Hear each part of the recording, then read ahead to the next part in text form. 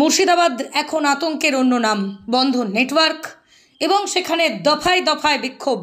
Police প্রশাসন কেউই কার্যত সেভাবে থামাতে পারছে না। আতঙ্ক ঘিরে ধরেছে এলাকার মানুষদের।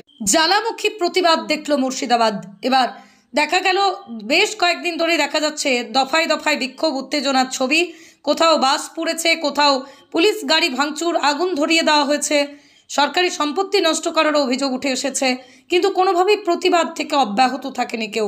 নেটওয়ার্ক বন্ধ করে দেওয়া আছে। সেই সব সরগরম পরিস্থিতি, সেই উত্তপ্ত পরিস্থিতিতে অধিকাংশ সাধারণ মানুষ, যারা শান্তিপ্রিয় মানুষ, তারা কি করছেন? মুর্শিদাবাদ থেকে আতঙ্কে মালদায় পালিয়ে আসতে বাধ্য হচ্ছেন একাধিক পরিবার।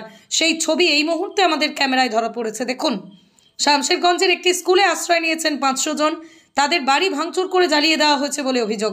সংসারের যা জিনিস ছিল আগুন লাগিয়ে দিয়ে পুড়িয়ে দিয়েছে, পেট্রোল লাগিয়ে দিয়েছে, বাড়িঘরে আগুন লাগিয়ে দিয়েছে। কি খাবো আমরা, প্রশ্ন করছেন।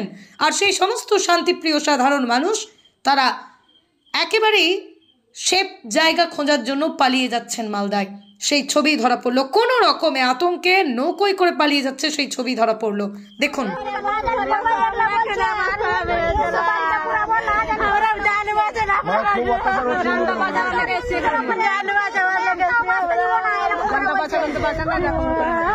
প্রশাসন কি প্রশাসনের কি ভূমিকা আছে?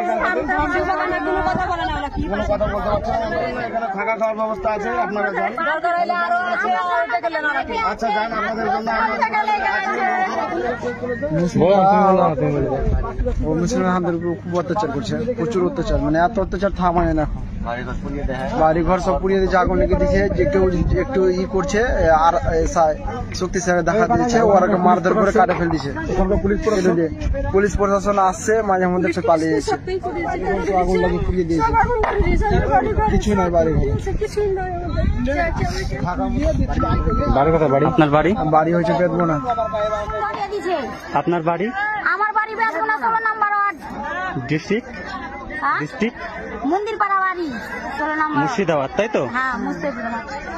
আচ্ছা,